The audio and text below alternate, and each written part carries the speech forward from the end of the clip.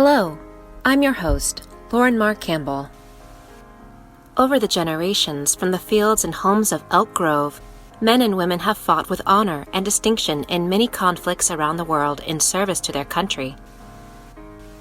In 2017, the Linda May Mann Lema Foundation discovered the very poignant story of one such Elk Grove area veteran. It is the story of Charles E. Walther, a veteran of World War I. A renowned and talented musician with many options, he chose to fight for his country in the war that was raging in Europe. The chronicle of his journey from Elk Grove to Europe and back home again was extremely rare and is very touching. David Lema narrates his story.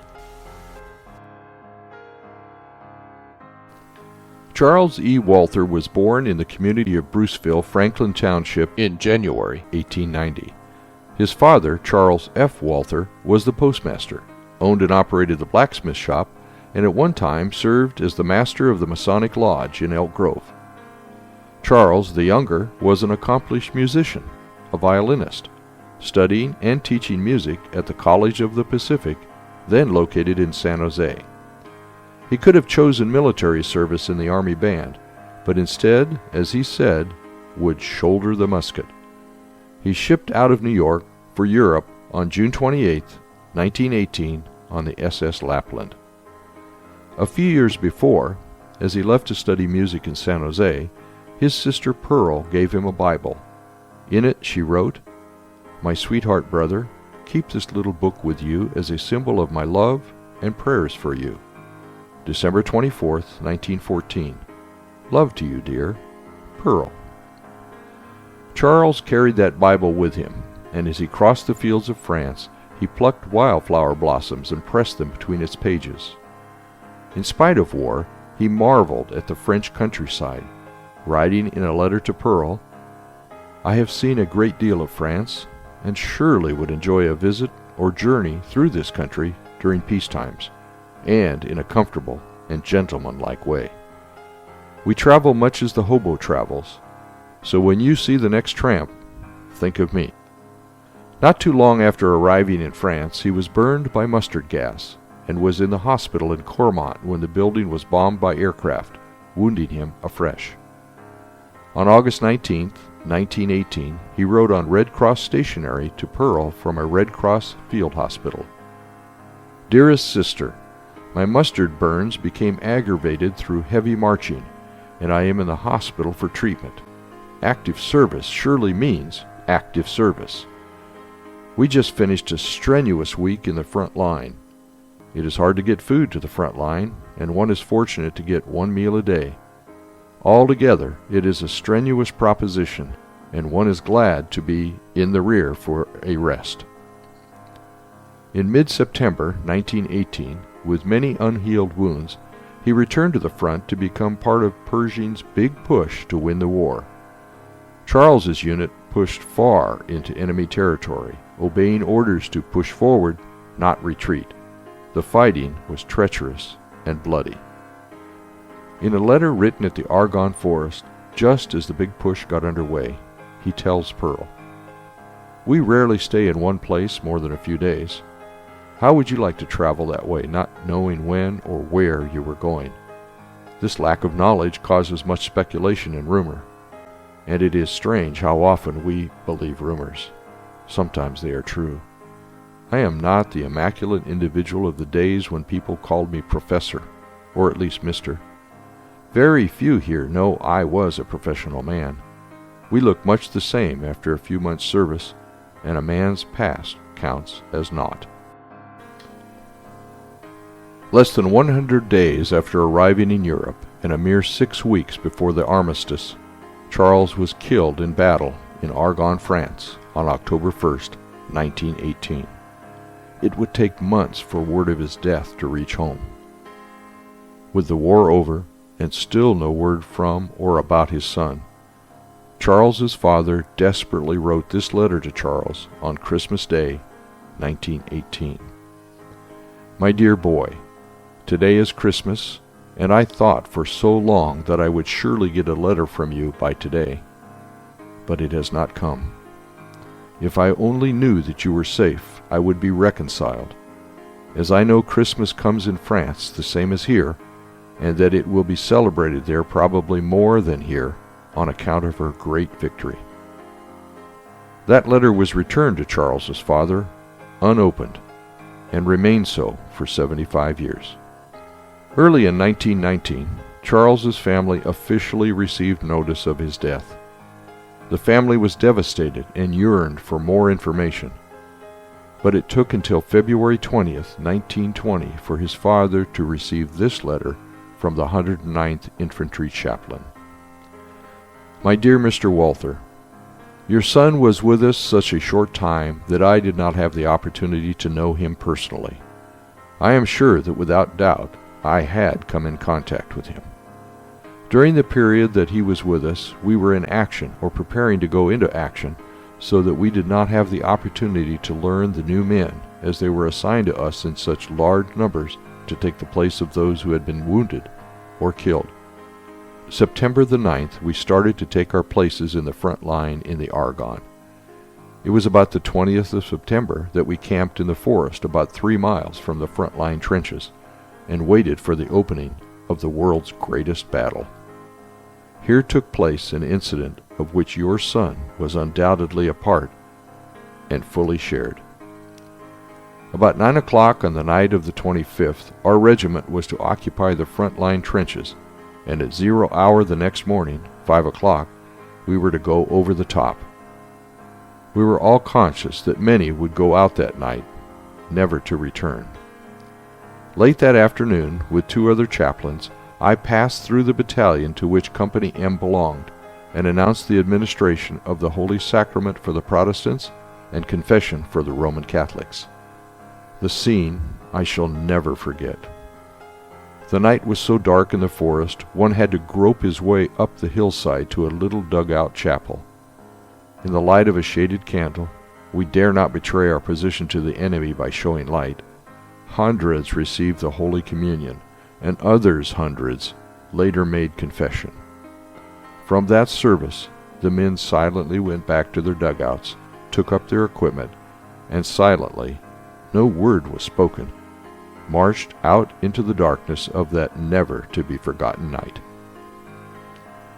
Charles was buried in the Meuse-Argonne American Cemetery, but 3 years later, after a very determined effort by his father, his body was returned from France. Services were held at the Federated Church of Elk Grove, followed by graveside services with full military honors and a rifle salute by the American Legion and the War Mothers Organization. On October 30th, 1921, Charles was reinterred here in the family plot in the Elk Grove Cemetery.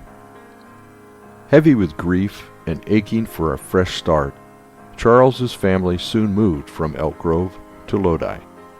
Shortly after, his father wrote this passage in the little Bible that Charles carried with him across the fields of France. Private Charles E. Walther, killed in action October 1st, 1918 in the Argonne, France, while fighting for the Stars and Stripes. May this testament be kept sacred through the future generations, is the wish of his father. He wrote us from the battlefront that war would not brutalize him, that he could not resist plucking the beautiful flowers, and these, in this book, are as he placed them. Some were plucked, he said, when the bullets were whizzing past him. He was not afraid of death. He was twice wounded before he received his mortal wounds. He was found on the battlefield with machine gun bullets through the upper chest, and he died with this precious book in his left hand.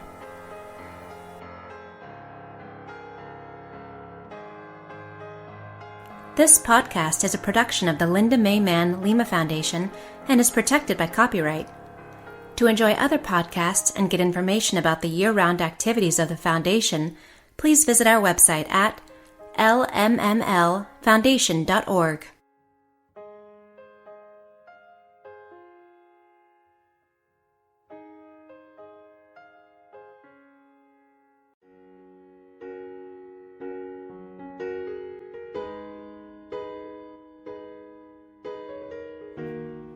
Hello, I'm your host, Trisha Arnold. Since its beginning, the Linda Mae Mann Lema Foundation has researched and developed a local veteran story for presentation on Memorial Day each year. For 2022, we honor Charles R. Chalmers, who graduated from Elk Grove High School in 1944 and was killed in 1945 during World War II. David Lema narrates his story. Charles, who went by Charlie, was from an Elk Grove pioneer family. His great-grandfather Peter Chalmers was born in Scotland and came to California in 1871 from Canada. Charlie grew up on the family ranch located along the Cosumnes River off Grantline Road, which was established in 1893 by his grandfather Charles S. Chalmers, for whom Charlie was named.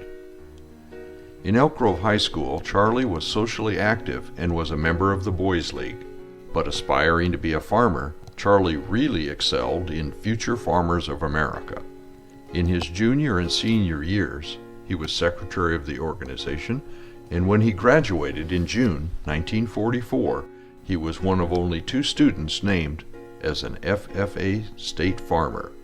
This achievement required a diligence and dedication not only to the art of farming, but of record-keeping and sound business practices as well. These things seemed to come naturally to Charlie, and he easily attained the level of state farmer. Constantly engaged in all labors of the family farm, at 6'1", 185 pounds, Charlie was an athletic, fit, and tan 18-year-old. His brown hair and gray eyes made him a striking figure around Elk Grove, a solid young man with a bright future. In his senior year, on his 18th birthday, during the heart of World War II, Charlie registered for the draft. Within a month of graduating high school, he was drafted. 2 weeks later, on July 28, 1944, in San Francisco, he was inducted into the United States Army. Charlie was sent for basic training to Camp Robinson in North Little Rock, Arkansas. During this time, in addition to its role of training soldiers, Camp Robinson also housed thousands of German prisoners of war. After completing basic training in November 1944, Charlie was sent to Camp Stewart, Hinesville, Georgia, for more advanced training as an anti-aircraft artilleryman. Camp Stewart, like Camp Robinson, not only served as a training center, but also held German and Italian prisoners of war captured in the North African campaign. In the spring of 1944, while Charlie was still in senior year, Camp Stewart had more than 55,000 troops in training as part of the buildup for the D-Day invasion in Europe. Charlie arrived at Camp Stewart after this D-Day buildup, so, after successfully completing his training at Camp Stewart, he was redirected to the war in the Pacific.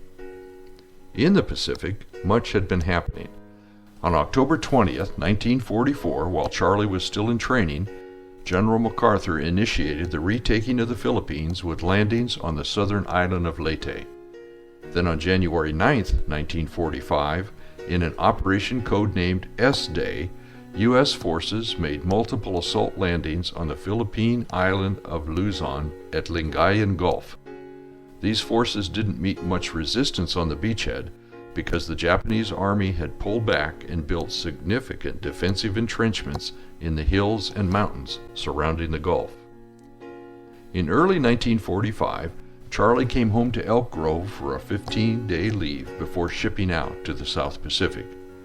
For Charlie, in just a matter of a few weeks, he was transitioned from a bucolic life in Elk Grove to the very real settings of war and its harsh realities. After his leave, Charlie shipped out from San Francisco to the Philippines to be assigned as a replacement soldier in Company B of the 148th Infantry Regiment of the 37th Infantry Division. He joined the unit on Luzon as they established and maintained control of recaptured territory while remaining diligent and alert for any enemy offensives. On April 6, 1945, Charlie turned 19. He marked the occasion with a letter home where he said that, quote, "Not a lot is happening around me," end quote, but that he was, quote, "tired of sleeping in a foxhole, eating sea rations, and being on guard duty all night." End quote. He related nothing more about what he was experiencing because, as with all of his letters, Charlie mostly inquired about the events and activities on the ranch. In late May of 1945, things would heat up for Charlie's unit as they were deployed deep into the jungles. Allied forces had flushed out and were chasing the retreating Japanese army toward the northeast of Luzon Island in the Cagayan Valley. The mission of Charlie's unit was to replace another unit which had been in rapid pursuit of the Japanese army up Balete Pass into the Cagayan Valley. In June 1945, Charlie and his unit were in constant contact in a running battle with the enemy on the east bank of the Cagayan River. By the end of the period, the remnants of the enemy army were in full retreat eastward into the mountains of Sierra Madre toward the east coast of Luzon. It was in this running battle in June 1945 that Charlie was wounded. He was immediately transported to the 80th General Hospital, which was established after the reinvasion of the Philippines at a former tuberculosis sanitarium in Manila. Here, battle casualties were admitted directly from the field and received initial hospital treatment within a few hours after being injured. Hospital records indicate that he was admitted to the hospital with wounds from grenade fragments suffered to an eye and his lower bowel. Charlie's treatment at the hospital consisted of, quote, sewing up the gap or wound in the intestine and penicillin therapy, end quote, after which he was discharged to a nearby facility in Manila for recovery. But on June 20th, 1945, 1 year after graduating from Elk Grove High School, Charles Rollo Chalmers died of his wound. Charlie was awarded the Combat Infantry Badge and the Purple Heart. He was buried in the military cemetery near Manila. After the war, families were offered the choice of having their loved one remain overseas or of having them returned home. His parents asked to have Charlie return to Elk Grove. Exhumations and shipments of casketed remains began in the fall of 1947 and continued until the end of 1948. On June 28, 1948, 3 years and 8 days after his death in the Philippines, Charlie's casket arrived in San Francisco aboard the Army transport ship Sergeant Morris E. Crane. Like Charlie, this ship was a native to California, having been launched March 28, 1945 at the shipyards in Richmond. A month after his casket arrived in California on July 24, 1948, funeral services were held for Charlie at the James Garlick Funeral Home in Sacramento, followed by graveside services with military honors in the Elk Grove Cemetery. Later, as requested by the family, in October 1948, an upright World War II memorial headstone of white marble arrived from Proctor, Vermont, and was placed on Charlie's grave. Charlie was a bright, energetic, and accomplished young man with high aspirations of continuing the family legacy of farming in Elk Grove. For all but about a year of his life, his range of travel was mostly going up and down Main Street, today's Elk Grove Boulevard, from his ranch on Grant Line Road to school, to church, and other activities in town. But in that 1 year after high school, Charlie traversed the country and was sent halfway around the world to be thrust into a conflict which took his life. He now rests but 4 miles along Elk Grove Boulevard to the still operating Chalmers Ranch where he grew up.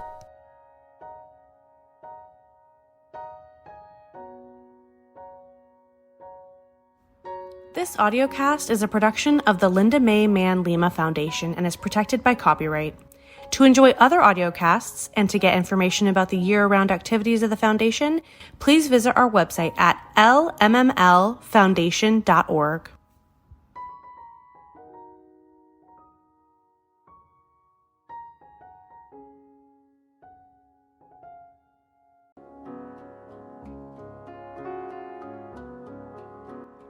Hello, I'm your host, Trisha Arnold. Since its inception in 2015, the Linda Mae Mann Lema Foundation has sought out stories of Elk Grove area veterans who died in service to our country. In 2023, we share the story of Cooper Tahara, who attended Elk Grove Elementary and graduated from Elk Grove High School.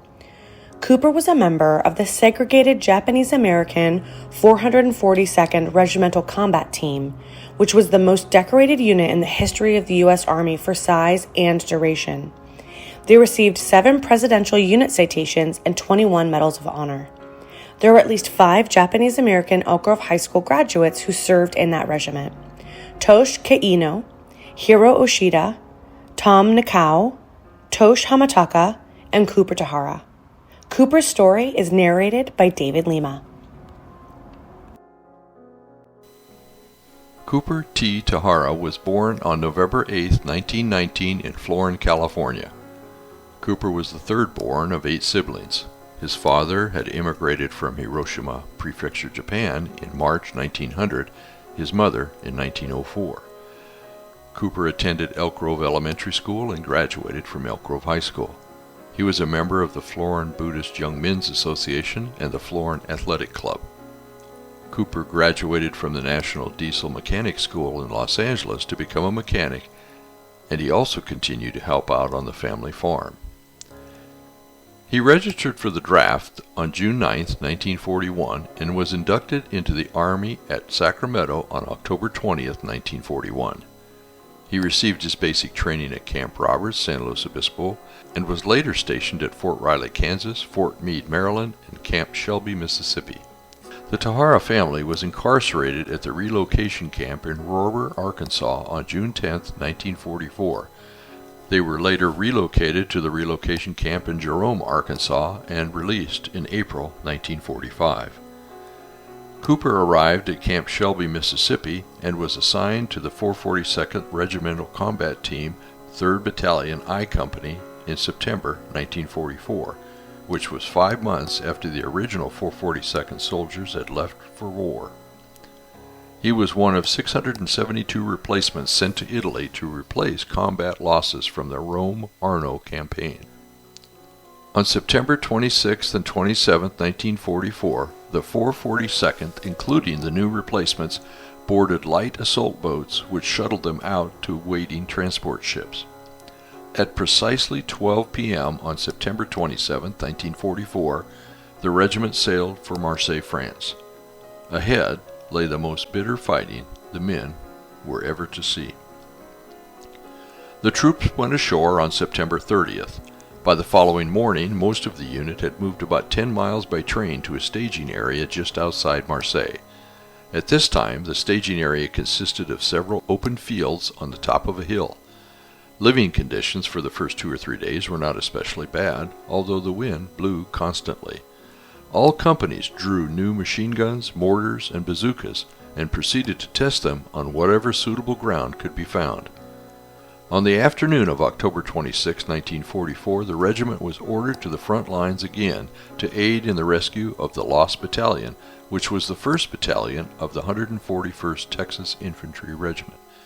This battalion had gotten ahead of the lines and was surrounded on 3 sides by the enemy. Attempts by the 141st and other units to free itself had been unsuccessful, so the 442nd was assigned the mission. The initial objective of the Texas Lost Battalion had been to clear the Germans from the entire long, densely forested ridge when it had become surrounded. After the rescue, the 442nd's 3rd Battalion was ordered to continue the push on to the end of the ridge. On November 5, 1944, PFC Cooper Tahara was killed by sniper fire during this action to take the ridge from the Germans. The hospital admission card said that he was hit in the upper extremity scapular region by a bullet. The fighting on the mountain would go on for 5 more days, and although the German line was completely shattered, 442nd losses were so great that the combat team was temporarily ineffective as a fighting force. PFC Cooper Tahara was interred at the American Military Cemetery in Epinal, France. In 1947, the remains of Americans buried overseas began to slowly return to the U.S. if the family so wished. Cooper was brought home according to his family's wishes. His remains were among those of 6,785 war dead that arrived on March 9, 1949 at the Brooklyn Army Base in New York Harbor on the United States Army transport ship Barney Kirchbaum.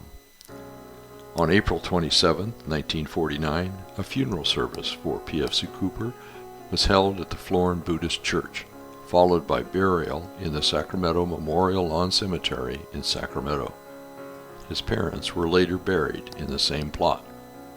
For his military service, PFC Tahara was awarded the Bronze Star with 1 oak leaf cluster, the Purple Heart, Good Conduct Medal, American Defense Medal, American Campaign Medal, European African Middle East Campaign Medal with 2 Bronze Stars, World War II Victory Medal, Combat Infantryman Badge, and the Distinguished Unit Badge. In October 2010, he was awarded the Congressional Gold Medal, along with other veterans of the 442nd Regimental Combat Team. This is the highest congressional civilian medal. PFC Tahara's Bronze Star Medal was posthumously received by his parents from General Joseph W. Stilwell, the former commander of Allied forces in the China-Burma-India Theater, during an appreciation banquet for Nisei soldiers held at the Whitcomb Hotel in San Francisco on the first anniversary of VE Day, May 8, 1946. The award read, quote, "For heroic achievement in connection with military operations against an enemy of the United States in France. On 5 November 1944, during an advance near La Houssure, France, Private First Class Tahara's company was pinned down by enemy machine gun fire from 2 concealed emplacements. With deadly automatic rifle fire, he dispersed one crew and forced the other to abandon its position. When the enemy launched a fierce counterattack the following morning, he vigorously defended an exposed flank of his company and stood his ground to cover withdrawing comrades until wounded mortally by hostile fire.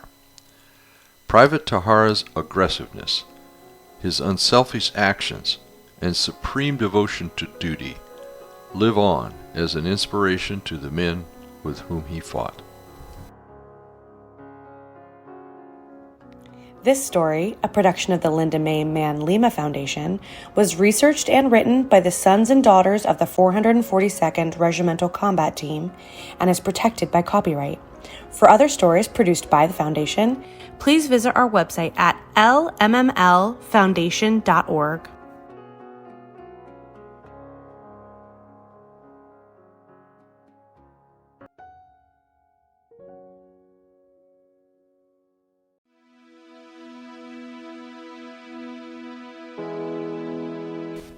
Hello, I'm your host, Lauren Mar Campbell. Through the years, many Elk Grove area veterans have served with honor, distinction, and heroism in service to their country. In 2019, the Linda May Mann Lema Foundation learned of a very remarkable story about Elk Grove's Kammerer family during the Korean War. Arnold and DeRoy Kammerer both served in the U.S. Army and were deployed in Korea at the same time. Arnold was an ammo bearer and DeRoy was a medic. While not allowed to serve in the same unit as they wanted, each man was deployed to a frontline unit and they were stationed just a few kilometers apart. Their story is a compelling journey from farm boy sons of Russian-German immigrant parents to battle-hardened soldiers who held fast to their core beliefs of Christianity, patriotism, compassion, and humanity. David Lema narrates their story. Growing up on the family farm, located near the intersection of Bruceville Road and what is now known as Kammerer Road, named for the family, life was fairly typical of other kids in the area: school, church, and hard work. Philip and Ella Kammerer had 4 children: Arnold, DeRoy, Milton, and Luella. In 1943, oldest brother Arnold turned 18 and traveled to Cortland to register for the draft. Still in school at Elk Grove High and working on his family farm, he was exempt from service for the remainder of World War II. DeRoy turned 18 in 1945. He also made the trip to Cortland to register for the draft, and was also at the time still at Elk Grove High. With World War II drawing to a close, he too did not get the call to serve. Things settled into a predictable routine for the family. They kept the farm running, the younger kids went to school, and they all attended the First Baptist Church in Elk Grove. As Arnold and DeRoy grew into young men, it became more difficult for them to devote all their time to the family farm. For their parents, it was important that their children devote their time to maintaining and growing the family legacy. After graduating from Elk Grove High School, Arnold continued to work on the family farm. But DeRoy got a job milking 100 cows at the dairy of George Weary up Bruceville Road just north of Elk Grove Boulevard. And for a couple of weeks each summer, DeRoy attended church camp at Lake Hume in the Sierras in eastern Fresno County. It's here that DeRoy met and began a courtship with a young girl named Dickie, who was from Wasco in Kern County. Things were good for Arnold and DeRoy. In 1950, however, things would make a dramatic change. On June 25, 1950, North Korea invaded South Korea, setting off the Korean War. In early 1951, within a couple of weeks of each other, both Arnold and DeRoy joined the United States Army. Arnold was the first to begin basic training at Fort Ord, followed shortly by DeRoy. After finishing basic training, Arnold trained as a light weapons infantryman, DeRoy as a medic. Also at this time, DeRoy and Dickie were married. She took up residence in Monterey to be near DeRoy as he completed his medic training at Fort Ord. In late 1951, Arnold and DeRoy shipped out to Korea from Camp Stoneman near Pittsburgh, California. Both men were immediately assigned to frontline units, which were actively engaged in heavy fighting. Within a few kilometers of each other, neither man knew of the exact condition of the other. DeRoy wrote home frequently and offered great detail of his experiences, but Arnold seldom wrote, and when he did, his letters were terse, mostly just offering that, quote, he was okay. At home, the family carried on the best they could. Not only were their two oldest children off to war and in harm's way, the family farm was without the extra labor. Times were stressful and uncertain for both parents and DeRoy's new bride. On July 31, 1952, everyone's worst fears materialized. On the Imjin River, just inside the North Korean border, at Outpost Kelly, near a place called Double Horseshoe, DeRoy Kammerer was killed in battle. He spent his days in country on the front lines tending to the wounded and the dying of his platoon. He did not carry a weapon. Instead, he carried bandages, medications, tourniquets, and splints. His job was saving lives, while those around him took lives and were fighting to keep their own. In 2006, a platoon mate of DeRoy wrote this remembrance, quote, "My name is Richard J. Lawrence. I served with DeRoy. Although I really didn't know his first name, he was just Doc. A medic with unbelievable courage, a warm, loyal, caring individual. I was with the 4th Squad, 2nd Platoon, Company B, 15th Infantry Regiment, 3rd Division. Doc was our medic. On July 31, 1952, Doc, along with the rest of the 2nd Platoon, Company B, and the other companies A and C, we engaged in an all-out battalion attack and sweep in front of Outposts Kelly, Little Nori, and Big Nori. The action started in the morning hours and lasted till close to sundown. I didn't see Doc get hit. However, when the group I was with had returned to the main line of resistance and were milling about, the stretcher bearers came up over through a pass in the hill with several poncho-covered litters. One was Doc. We couldn't believe it. In spite of the problems he had had at home, which some of us knew about, he was a man amongst men.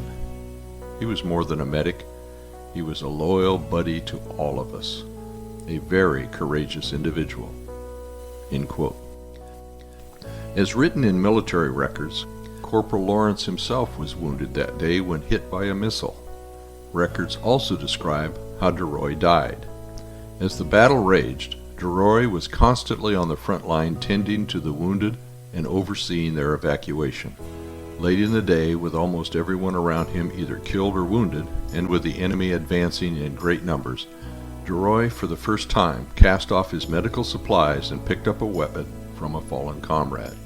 He aggressively engaged the enemy, and after suffering multiple small arms wounds, he died on the battlefield. The next day, DeRoy's unit commander located Arnold and informed him of his brother's death. It was immediately decided, and arrangements were made, for Arnold to accompany the body of his brother back home. Their first leg home was a flight aboard a C-47 Dakota to a place called Camp Kokura on Kyushu Island in Japan. Here, they were scheduled to stay for a few days until the necessary preparations could be made before transfer to the next ship headed to the west coast. Back home, the Kammerer family and DeRoy's wife Dickie were informed of his death. With grief-stricken determination, arrangements were made for DeRoy's burial in the Franklin Cemetery. At Camp Kokuro, the commanding officer with a small entourage came to the building where Arnold was standing watch over DeRoy's body. The other officers and men at the site were a bit taken aback by the commander's presence. Not a usual place to see the commanding officer. After exchanging greetings, Arnold was offered condolences by the commander on behalf of himself, his command, and the entire country. Arnold graciously accepted the condolences. The commanding officer then sat down next to Arnold and in gentle but firm words strongly suggested that Arnold should not accompany DeRoy back home, but he should immediately go home himself to be with his family. He assured Arnold that DeRoy would be respectfully escorted home by his fellow airmen, sailors, and soldiers. After a bit more chat, Arnold agreed. Within a few hours, he was on a flight back to California. He arrived home before word could reach his family of the change of plans. When DeRoy's body arrived home, full military services were held at the Franklin Cemetery. The Kammerers received tremendous support from the entire community throughout the ordeal. In talking with the family about this story, there was one unforgettable moment which emerges. It was when, within days of learning of DeRoy's death, son Arnold unexpectedly returned home. Youngest brother Milton described for us the scene when their mother opened the front door to see Arnold standing in the doorway. Quote, "There was a knock at the door. When Mother opened the door, it was like a miracle. Through gasps, yelps, and tears, there was a mixture of joy and sorrow. The family was uplifted beyond words." End quote. The simple and unusual action by a faraway and unknown military officer became an act of unparalleled kindness and humanity, one the Kammerers have not forgotten to this day. This podcast is a production of the Linda May Mann Lema Foundation and is protected by copyright. To enjoy other podcasts and get information about the year-round activities of the Foundation, please visit our website at lmmlfoundation.org.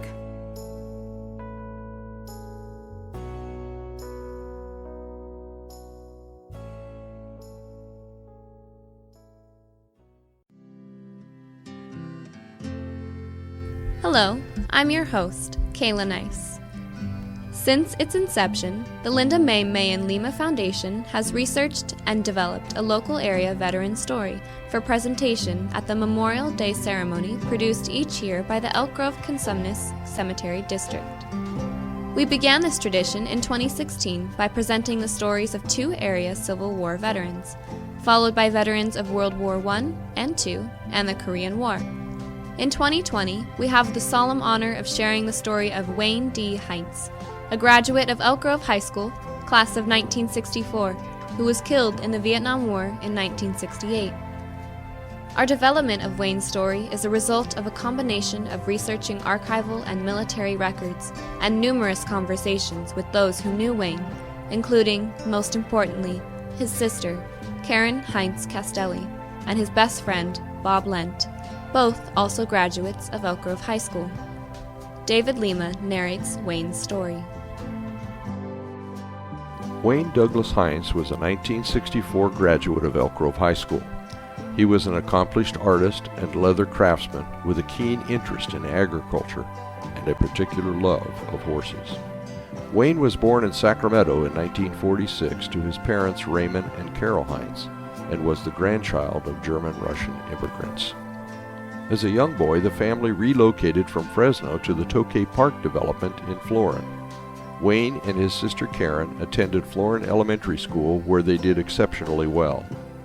At an early age, Wayne acquired a love of animals, particularly horses, perhaps because of his closeness to his grandfather, Emanuel Heintz, who used a 4-mule team to pull a wagon during the grape raisin harvest. As a child, Wayne loved visiting Grandpa Heintz and getting to sit on the mules. In Florin, even though they lived in a city neighborhood, at age 12, Wayne found himself the owner of an older horse named Jackson, which he stabled on the nearby rural property of Mr. Mohat on Elder Creek Road. Every day he would make the 1.5-mile trek from his home to the stable to care for and ride his horse. When both he and Karen were in high school, the family moved to acreage in Elk Grove, where Wayne could keep his horses, which by now had numbered 3. In high school, Wayne concentrated on studying agriculture and was very active in the Future Farmers of America. It's here that Wayne and Bob Lent became good friends and spent many hours planning their futures in agriculture, specifically cattle ranching. Together, they constantly made the rounds of cattle operations in the area to take advantage of every opportunity to ride and work cattle. This brought them to area ranches and feedlots, where they met and were mentored by local cowboys such as Al Busher and Jack Kirby. From Al, they learned that, quote, the fastest way to work cattle was slowly, meaning being patient and deliberate was paramount. Sage advice. What these men taught Wayne only added to his natural manner with horses. After high school, Wayne attended Modesto Junior College, where he continued agricultural studies. During this time, he also followed the area's rodeo circuit, riding broncs, sometimes bulls, and participating in roping events. From Modesto JC, Wayne continued his college pursuits of agriculture at Chico State College, where his academic ambitions were sincere, but his real desire was to own a stable of good horses. At one point at Chico State, circumstances caused Wayne to take a semester load that was less than that required to maintain his 2S student deferment from the draft. In very short order, Wayne was drafted. His life trajectory was redirected to Fort Lewis, Washington. Although many young men at this time avoided the draft, Wayne had a high sense of responsibility to uphold the value of democracy and felt a duty to comply with his obligation. Perhaps it was in his DNA, with ancestors who fought in the Revolutionary War and at the Battle of Shiloh in the Civil War. Wayne reported to the Army on September 13, 1967, and was sent to Fort Lewis, Washington for basic training. In a letter home, he related an incident where he was in line to get a round of 3 vaccinations, when suddenly the vaccine gun, being used by the young medic, ran out of ammo. Seeing that the medic didn't know how to reload the gun, Wayne used his feedlot training for giving shots to cattle to show the medic how to load and use the vaccine gun. Wayne was glad it worked out, because he was next in line for the shots. Following basic training, Wayne completed advanced infantry training, emerging as a light weapons infantryman. By February 29, 1968, Wayne was in Vietnam and assigned to Company B, 1st Battalion, 12th Cavalry Regiment of the 1st Cavalry Division. He arrived just as the Viet Cong launched the Tet Offensive, which was a months-long series of surprise attacks throughout South Vietnam. When Wayne stepped off his transport at Cam Ranh Bay in Vietnam and was sitting alone on a bench, a soldier walked up to him and asked if he was Wayne Heintz. Wayne looked up and immediately recognized Butch Rivera, a fellow classmate from Florin Elementary and Elk Grove High School. Butch was on his way to R&R in the Philippines to visit relatives. After a short mutual greeting, Butch blurted out, "What the hell are you doing here? I thought you were in college." Wayne responded simply, "Well, I guess they need future farmers here too." Butch told Wayne that his year in Vietnam was about up and that he was scheduled to return home in the spring. Wayne asked Butch to visit his mother when he returned to let her know that he had arrived safe and sound. Butch shipped out back to the States and returned to his home that summer, where he learned of Wayne's death. However, it took over 50 years for Wayne's family to learn of this encounter. Butch was so strongly affected by Wayne's loss that it wasn't until 2019 that he was able to share the story with Wayne's sister Karen. After 3 months of being actively involved in hostile action and the rigors of frequently changing encampments, Wayne wrote home requesting that a hand firearm of a specific type be obtained and shipped to him. The military-provided rifles frequently failed, mostly because of the extreme weather conditions, and were not useful when in close combat. His father asked Karen and her husband if they could obtain the firearm and process it for shipment to Wayne. Shortly, a package was shipped containing some rolls of tobacco, Horseman magazines, and a wonderful chocolate cake with a sidearm packed inside. In Vietnam, the action was heavy and furious. Various units of the 1st Cav, including Wayne's, were undertaking a months-long campaign of massive air assaults near the Quai Son combat base in northwestern Quang Tri province of South Vietnam. From the day he arrived, Wayne was intensely involved throughout this campaign. The activities of his unit included action into the A Sha Valley near the Laotian border. This area had become an intermediary stop on the Ho Chi Minh Trail supply route for North Vietnamese forces. It was here that on June 10, 1968, on one of the many other such missions in which he had participated, Wayne, a gentle, kind, yet determined and purposeful young man, was tragically killed in action in close combat by small arms fire. The actions of Wayne and his unit resulted in the capture of a major North Vietnamese supply depot, which severely disrupted and hampered their operations. As word of Wayne's death reached home, his family and friends were devastated. Everyone knew the possibilities, but no one had dared contemplate this outcome. Services arrangements were made and conducted. Support from throughout the community, particularly from Wayne's circle of friends, was strengthening to the family. Wayne was posthumously promoted to Corporal E4, awarded the Bronze Star for outstanding meritorious service, the Purple Heart for his wounds, and the Air Medal for air combat service. From the Republic of South Vietnam, he was awarded the Honorable Service Award for those who died in service, the Republic of Vietnam Military Merit Award, and the Gallantry Cross with palm. The last letter received by Karen from Wayne was dated June 7, 1968, 3 days before his death. In the letter, Wayne asked Karen to find out if he could finish his degree at Cal Poly during the summer session in 1969, since he was hoping to be home by November. In the same letter, Wayne also thanked Karen for the surprise chocolate cake package which contained the sidearm.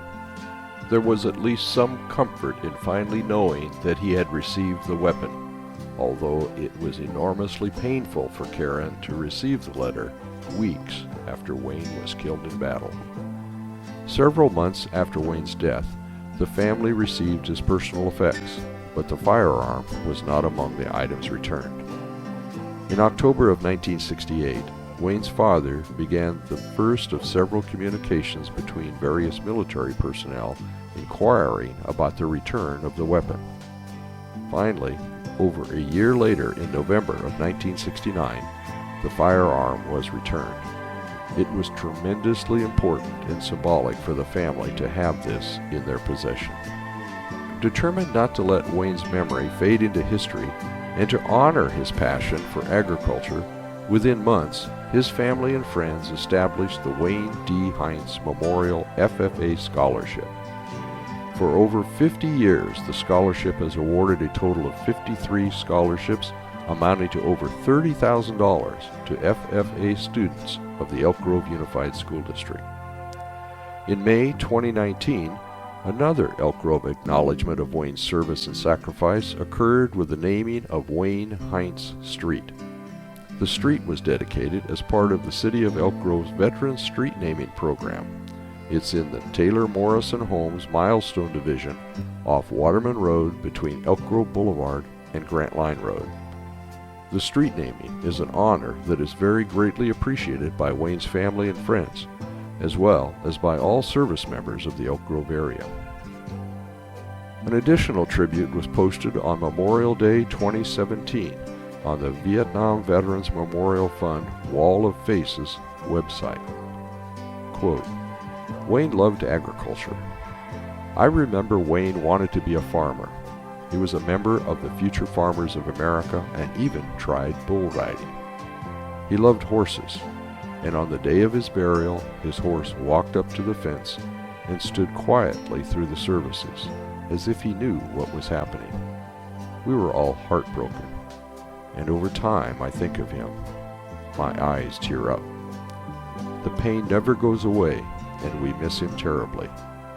He loved his parents deeply, and I am glad he is with them now.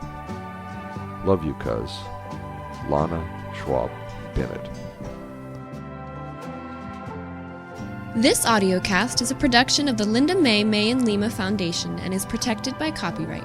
To enjoy other audiocasts and get information about the year-round activities of the Foundation, please visit our website at lmmlfoundation.org.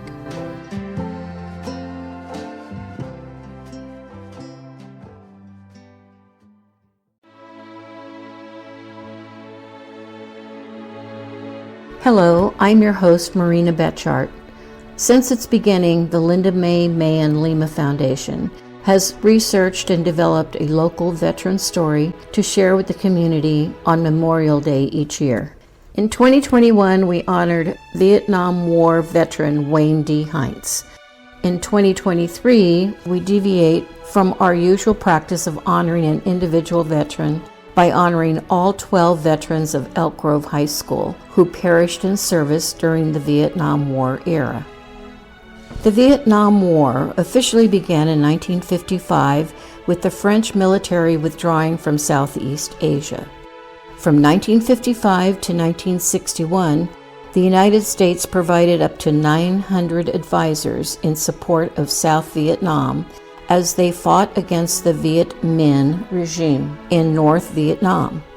Beginning in 1961, the number of advisors slowly increased to 16,000 until 1964, when the U.S. role dramatically shifted upwards with the deployment of 184,000 troops to Vietnam. By 1969, U.S. troop strength peaked at 543,400, and the U.S. presence ended in 1973 when all forces were withdrawn from Vietnam. In total, over 2.7 million American service personnel served in Vietnam, and there were over 58,000 casualties. Across the country, high schoolers of the 1960s were faced with the reality of military service driven by the war in Vietnam. Elk Grove was not immune. Hundreds served, others made the hard choice of resisting service, still others were deemed exempt from service. Of those who served, scores were wounded or suffered mental and emotional trauma, and 12 from Elk Grove High School were killed in service during the Vietnam War era. As a tribute to their service and to honor their sacrifice, Elk Grove High School classmates of those who were lost are coordinating with the Cosumnes Legacy Foundation and the Cosumnes Community Services District to permanently recognize these veterans as part of the Elk Grove Veterans Memorial, currently under construction in Elk Grove Park.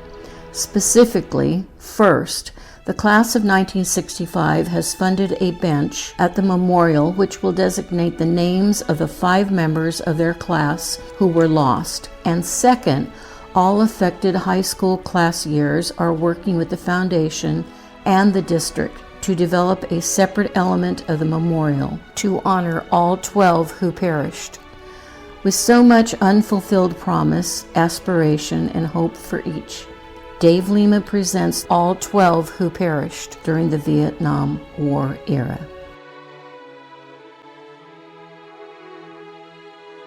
These are the 12 young men from Elk Grove High School who were lost.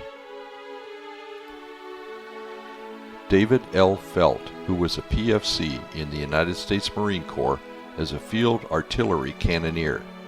David died on August 17, 1965, of hostile action in Quang Nam Province after 1 month in country and was awarded the Purple Heart. He grew up in Florin and was in the class of 1965. David is buried in the Golden Gate National Cemetery in San Bruno. He was 19. Rodney D. Martinez III was a Lance Corporal in the United States Marine Corps as a motor vehicle operator. Rodney died on December 2, 1967 of non-hostile action in Quang Tien Province after 8 months in country. He grew up in Florin and was in the class of 1965. Rodney is buried in the Desert Lawn Memorial Park in Yuma, Arizona. He was 20. Dennis R. Langrock was a PFC in the United States Marine Corps as a rifleman. Dennis died February 13, 1968 of hostile action, small arms fire, in Toi Tien Province after 5 months in country and was awarded 2 Purple Hearts with Gold Star. He grew up in Florin and was in the class of 1966. Dennis is buried in Sierra Hills Memorial Park in Sacramento. He was 19. Dennis E. Lane was a corporal in the United States Army as a pioneer, engineering and construction. Dennis died February 25, 1968 of hostile action in Dien Thuan Province after 7 months in country. He was awarded the Purple Heart and Bronze Star. He went to Dillard Elementary and was in the class of 1966. Dennis is buried in Sierra Hills Memorial Park in Sacramento. He was 19. Theodore T. Mazon Jr. was a Specialist 4 in the United States Army as a field artilleryman. Jr. died March 18, 1968 of non-hostile action from burns in Quang Ngai Province after 4 months in country and was awarded the Purple Heart. He grew up in Florin and was in the class of 1965. Jr. is buried in St. Mary's Catholic Cemetery in Sacramento. He was 22. Raymond G. Villalpando was a Specialist 4 in the United States Army as a light weapons infantryman. Raymond died June 8, 1968 of hostile action, multiple fragment wounds in Bien Duong Province after 2 months in country and was awarded the Purple Heart. He went to Florin and Elk Grove Elementary Schools and was in the class of 1965. Raymond is buried in St. Mary's Catholic Cemetery in Sacramento. He was 21. Wayne D. Heintz was a corporal in the United States Army as a light weapons infantryman. Wayne died June 10, 1968 of hostile action, small arms fire in Quang Tri Province after 3 months in country and was awarded the Air Medal, a Bronze Star, and the Purple Heart. He grew up in Florin and was in the class of 1964. Wayne is buried in Southeast Lawn Cemetery in Elk Grove. He was 22. Joseph A. Galvez was a PFC in the United States Army as a light weapons infantryman. Joe died September 18, 1968 of hostile action, small arms fire in Quang Hoa Province after 4 months in country and was awarded the Purple Heart and Bronze Star. He grew up in Florin and was in the class of 1965. Joe is buried in St. Mary's Catholic Cemetery in Sacramento. He was 21. Michael M. Cox was a sergeant in the United States Army as an aircraft maintenance crewman. Michael died September 3, 1969 of non-hostile action helicopter air casualty in Quang Nam Province after 7 months in country and was awarded the Air Medal and a Bronze Star. He grew up in Carmichael and was in the class of 1967. Michael is buried in Mount Vernon Memorial Park in Fair Oaks. He was 20. Gary P. Rader was a Specialist 4 in the United States Army as a power plant operator mechanic. Gary died May 7, 1970, of non-hostile action in Quang Province after 11 months in country and was awarded a Bronze Star. He grew up in Elk Grove and was in the class of 1967. Gary is buried in Quiet Haven Memorial Park Cemetery in Sacramento. He was 20. John G. Melchor was a Lance Corporal in the United States Marine Corps as an assaultman. John died September 19, 1970, of non-hostile action, grenade detonation, in Quang Province after 7 months in country. He grew up in Florin and was in the class of 1969. John is buried in the Golden Gate National Cemetery in San Bruno. He was 19. Charles Earl Fife, who went by Earl, was a PFC in the United States Army as an infantry indirect fire crewman. Earl died August 18, 1971, during a training mission when his CH-47 Chinook helicopter exploded at 1,000-foot altitude near Pignitz, Germany. He grew up in Elk Grove and was in the class of 1968. Earl is buried in Quiet Haven Memorial Park Cemetery in Sacramento. He was 20.